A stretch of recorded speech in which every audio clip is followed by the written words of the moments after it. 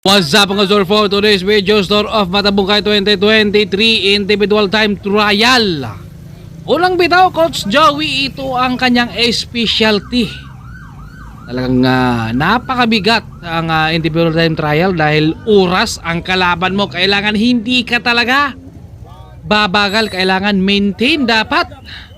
Ang gandang laban to. Kailangan dito pa lang sa ITT ay makakuha na sila ng puntos dito. One team Iloilo na si Nunoy. Shoutout rin kay Ma'am Tisay, Coach Speedo, shoutout rin kay Francis Michelle Espinosa sa lahat ng mga taga Iloilo. Shoutout sa inyong lahat. Ito na yung kanilang individual time trial. Andito si Marcos, ang pagbabalik ng TCG na jersey. At ito naman at team MGS.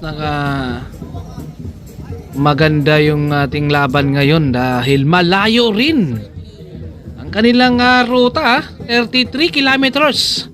Archie Cadanya ng Philippine Navy Standard Insurance. Shout out kay Ginilyn Balanay family, Villaflor, Rizal Isgano, and Pabs Ruhenyo. Maraming salamat sa lahat ng mga subscribe. At sa mga hindi pa nakapag-subscribe dyan, please don't subscribe and hit the bell button. Kalimutan mag-like, share, comment my video. Archie Cadanya ng Philippine Navy Standard Insurance. Shout out rin kay Sir Alex Bilan ng Team Excellent Noodles. Sir Manny, si Rai sa lahat ng buong Team Excellent Noodles. Last year, defending champion natin si Julius Tudod ng Team De Reina. Ito na. Lumabas na nga si Julius Tudod. Defending champion natin to. Kailangan alerto dito si Julius Tudod at makakuha siya ng puntos dito sa individual time trial. Justin ang team Go for Gold. Pero mahirap din tong time trial. Oras ang kalaban mo dito. Si Jules ng 3115. Kailangan dito ay hindi ka babagal talaga eh.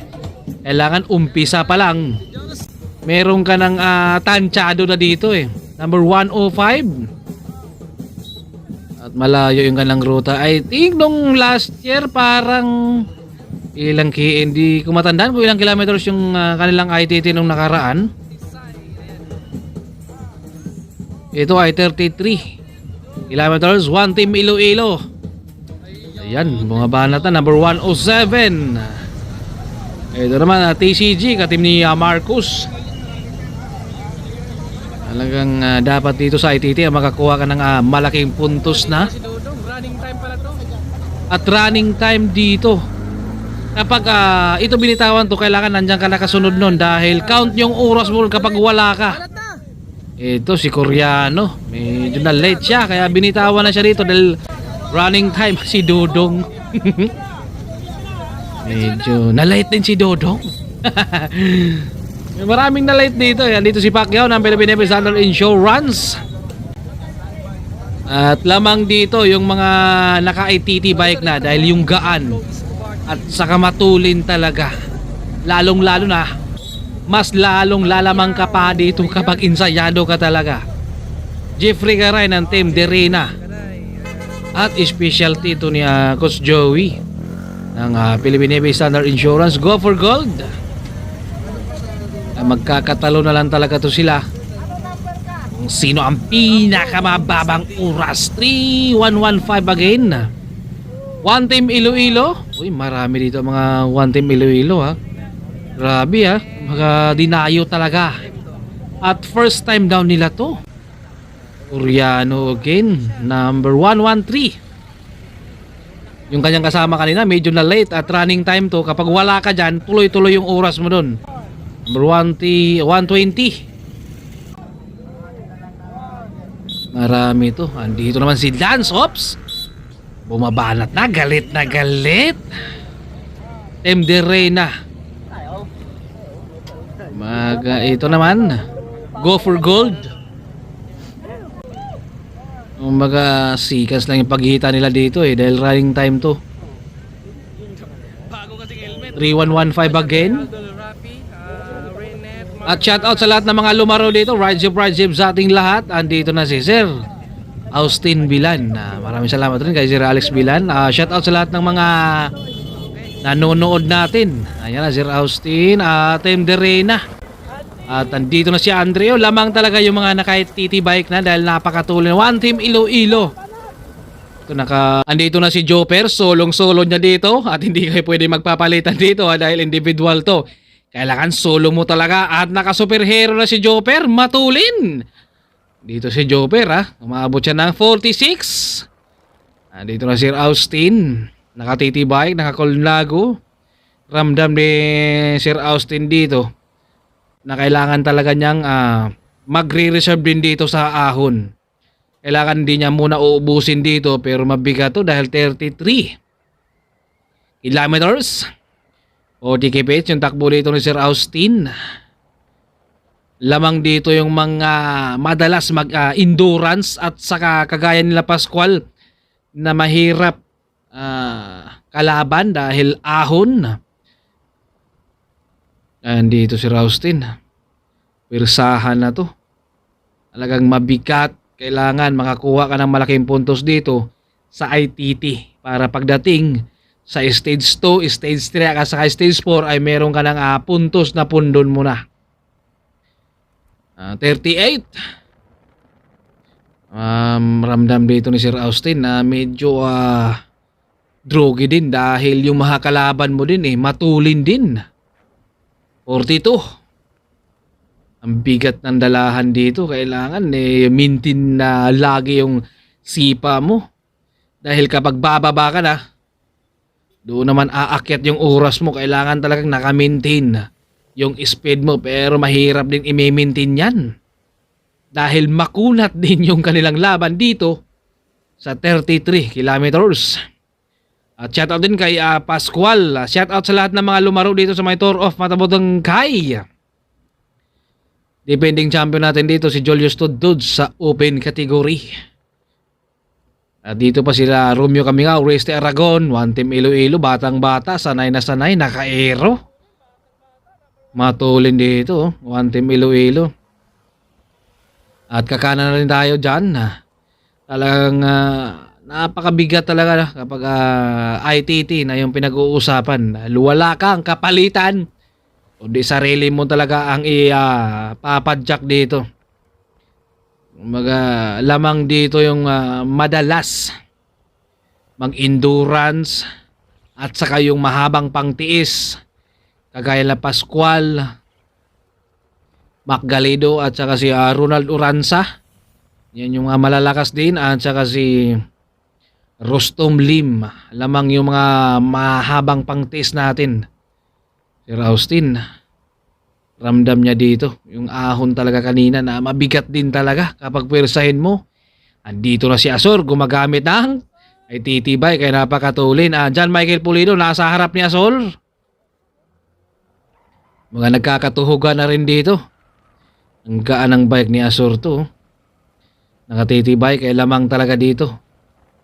Ang bilog na bilog pa yung sipa dito ni Asor. Pero parang naninibago si Asor dito sa kanyang TT bike dahil madalas siguro siyempre alam natin na kapag baguhan pa lang na gumagamit ng ITT medyo naninibago pa talaga. Dito na si Gab ng One Team Iloilo. Sabi ko dito, kaya mo kaya takbo ng 50 Gab? Mabigat raw. Yung maintain talagang mahirap dito. Yung sipa dito si Gab ay 40 kph. Mahirap i-maintain yung speed mo na 40. Ito, nagpo-40 dito si Gab. Pero hindi talaga tuloy-tuloy yung kanyang speed. Dahil mabigat. Dahil makunat din yung ahon At kailangan meron ka rin pang tuloy talaga hanggang dulo. At dito ramdam na ni Sir Austin na mabigat talaga. Yung ahon, makunat. At banayad rin. Ito, nakakapag-recover na din Sir Austin kaya umabot na ng 43 kph na. Nakakapag-kuha na siya ng energy. Lamang talaga yung mga madalas mag-ensayo dito at yung may mga mahabang pangtiis. Bigat Pero tinitiis talaga dito ni Sir. Kaya yan Sir, laban lang. Yan yung akalang finish line patag lang Pero may ahon din yung kanilang laban. Kaya mabigat talaga. At dito na rin si Sir Alex Bilan ng Team Excellent Noodles. Ito ay nagme-maintain dito si Sir ng 38. 35 kph. Kung ba hindi mo na binibigla dito ni Sir, kailangan meron talaga siyang pangtuloy hanggang dulo dahil kapag bibiglain mo kaagad talaga, medyo mahirap talaga. Kailangan meron ka talagang planado rin na may pangtiis ka hanggang dulo dahil kapag bibiglahin mo, baka wala ka rin pangtuloy na hanggang dulo. Andito si Idol. Oh. Ang ITT ay hindi madalas natin nakikita sa mga laro kahit big race. Hindi talaga siya katulad sa road race or crit na lagi nating nakikita dahil itong ang ITT talagang kailangan meron ka talagang persa dito na mahaba yung pangtiis mo sa yung speed dahil kapag babagal ka dito, tataas naman yung oras mo. Kailangan talagang i-maintain mo pero napakahirap ding i-maintain yan. Yung speed mo lalong-lalo na dito sa 33 kilometers. Siguro kung 10 kilometers o kaya 15 kilometers or 5, pwede mong itulo ka agad. Kahit aabot ka dyan ng 40 o 50 kph dyan. Dito kasi hindi mo basta matatansya yung malayo yung ruta. Coach De Lusa, number 5. 20, ito yung mga veterano. Kaya yung mga malalakas noon na kahit hindi natin naabutan yung mga laro nila, pero naabutan naman natin yung laro nila ngayon. Sir Alex, andyan naman si Kuya Maing. At nakakapag-recover na Sir Alex dito. Ito from Pangasinan. Hindi talaga pwede magtrangkuhan dito. At dito ay nakakapag-recover na si Sir Alex. Kaya nakakatakbo na siya dito ng 38 kph. Mabigat talaga kapag sinasabi nating ITT. Kumbaga maraming nahihirapan sa magiging individual time trial dahil yung maintain naman. Endurance kailangan dito. Yung mahabang pangtiis. At saka natatansya mo kung may ahon ba. Dahil kapag tinulo mo kagad sa umpisa, baka pagdating sa gitna at saka sa dulo wala ka ng pangtapos. Kailangan tansyado parang si Kuya Ruel lang. Kahit hindi natin naabutan yung mga laro nila noon, pero ngayon ay nakikita natin na napakalakas pa rin nila kahit may mga edad na. Number 506. Sa pagiging ITT, kailangan meron kang technique siguro dito dahil hindi natin madalas itong nakikita sa mga laro. Ilan lang talaga ang may mga big event na nagpapalaro ng ITT or individual time trial. Dahil mahirap din ito bantayan dahil isa-isa lang mo silang uurasan. Siguro kung may transponder okay lang pero pag wala kang transponder dito, isa-isa mo silang babantayan, mabigat rin. Kaya madalas natin nakikita talaga sa laro ay mga road race, crit. Dito sa araw na to sa kanilang stage 1 Tour of Matabungkay 2023 ay individual time trial to. Kailangan makakuha ka na ng malaking puntos dito para may pundo ka na. Para pagdating ng stage 2 ay depensa ka na lang pero napakabigat din. Nakukuha ka ng malaking puntos dito dahil marami rin talaga ang nag-i-inside dahil pinaghahandaan rin itong Tour of Matabungkay. 42 kph na. Nakakapag-recover na Sir Alex kaya ito ay tumutuloy na at tinitiis na dito ni Sir. Grabe yung bigat ng sipa talaga. Sulong-sulong mo talagang padyak dahil hindi kayo pwedeng magpapalitan. Ayan yung kanilang finish line at napakatulin rin ni Maura ng Team Navy. Ayan yung ating mga women's. Talagang sikas lang yung kanilang pagitan. Dito naman si Justin and them Excellent Noodles. At nasa harapan din sila Mark at saka si Tantoy. Nasa harap. Ito si Justin, malakas to. Alam natin na kapag nag-aaral ay hindi talaga pwedeng pagsasabayin mo ang pag-iinsayo at pag-aaral. Madalas kapag nag-iinsayo ka, siyempre yun namang ang pag-aaral mo ay nawawala. Siguro kung hindi ito nag-aaral si Justin, ang lalakas na to. Nung ako'y nag-umpisa si Justin ay malakas na yan. Nandito naman si Lazaro. Baka naalala ko yung rimatihan nila nung Team Indiano sa may Iloilo, Kenneth Maramba ng Team Derena. Mabigat din yung sipa, oh. Bilog na bilog pa si Tantoy. Mga nagkakatuhugan na sila dito. Nasa harapan si Mark, mukhang matutuhog siya dito ni Tantoy. At si Mark, malakas to rumimati, may pangpanay rin to at may pang-ahon. Kaya soon ay maaaring makikita natin yan si Mark na lalaro ng Ronda Pilipinas yan. Ito na si Tantoy, mukhang tutuhugin na nga si Mark. Kenneth Maramba, Lazaro bumabanat din, pumipiga rin. Dito ay Carjan Carcuiba ng Team Espanya at si Iron. Mga bukas pa raw siya lalaro. Matindi ang sipa rin, no? Ensayado rito si Carcuiba. Mga tinitiis din talaga niya yung speed. Sanay na sanay ang mga Carcuiba. Kilalang kilala to sa mga Cebu, Pride of Cebu. Shout out rin kay Jonel Carcuiba.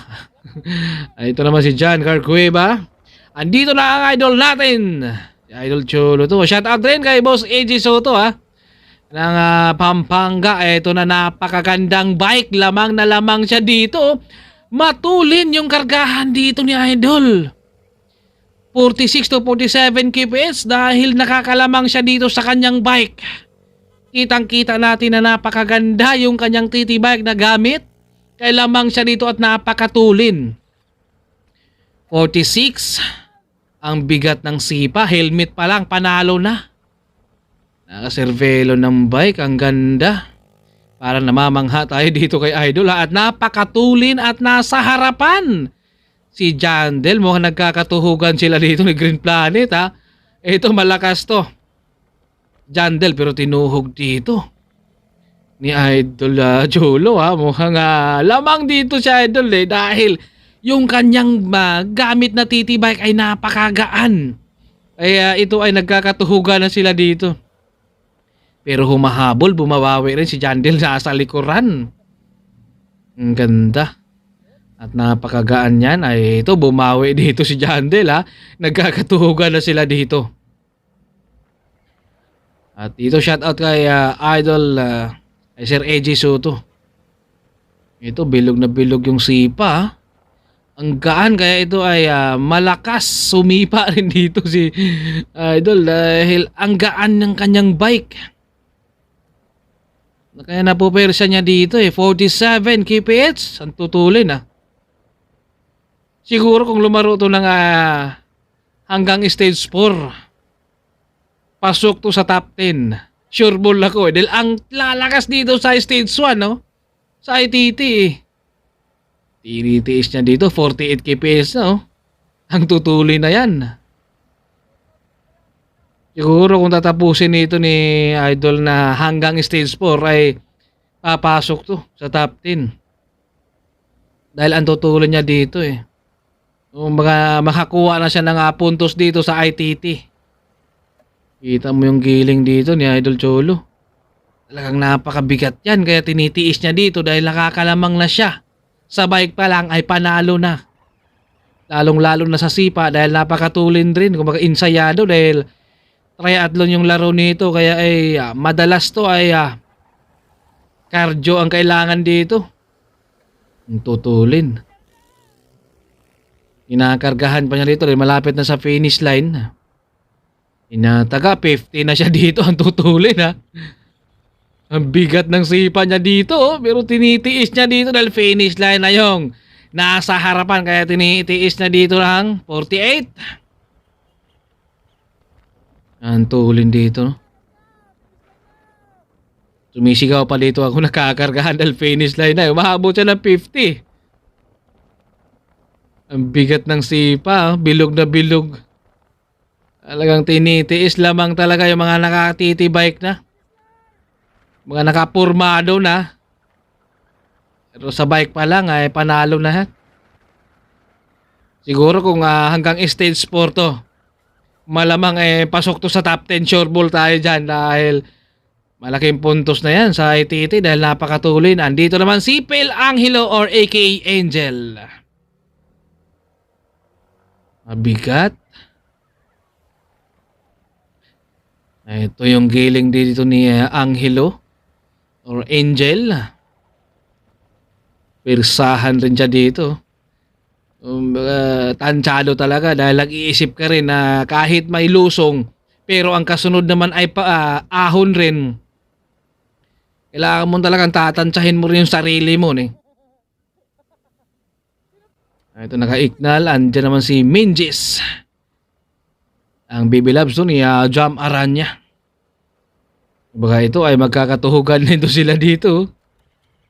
At pumapayat na si Minjis ngayon. Talagang insayado na rin talaga. Ito ang tuloy na dito ni Angelo. 48. At sinatsaga niya na dito. Kinakargahan na to dahil nakaka-recover siya sa lusong. Nakasagad yung cambio. Ito ay nagkakatuhugan na sila dito ni Minjis. Insayado si Minjis. Pumapayat. Sana ito sa pixie rin. Andiyan naman si Angelo from Leyte. Si RG Ontalan. Ito yung manang-mana. Kaya niyang habulin yung nasa harapan. Sabi niya napapadaan lang daw siya. Pero malakas umahon to si RG. Kapag tuloy-tuloy ang ensayo nito, malakas umahon to. Nakakano del.